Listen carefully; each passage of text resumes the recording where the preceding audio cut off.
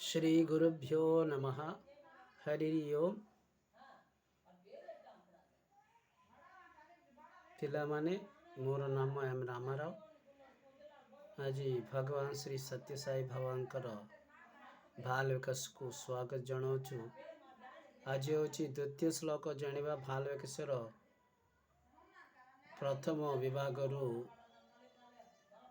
चर्चा करबा। आज हूँ गतथर आमे नुआ श्लोकटी शिखिलु ओंकार बिंदु संयुक्तम। वर्तमान आज शिखा गुरु ब्रह्म। ये श्लोकर अर्थ कौन एवं श्लोक विषय अध्ययन करबा पढ़ा। शुणु पिला माने। गुरु ब्रह्मा गुरुर्विष्णु गुरुदेव महेश्वर गुरु साक्षात् परब्रह्म तस्मै श्री गुरवे नमः।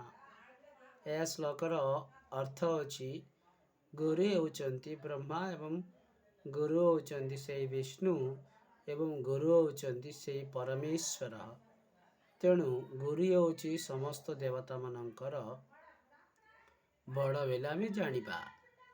यह होची भगवान त्रिदेवता स्वरूप होची गुरु। यह संसार संरक्षक दुर्गुण निवारण करने शक्ति होची केवल होची गुरुंकर ही। तेणु एटारे जानिबा कब ए श्लोकटी प्रतिदिन अध्ययन करंतु गुरुंकर आशीर्वाद पाहंतु। यह होची आजर कार्यक्रम समाप्त।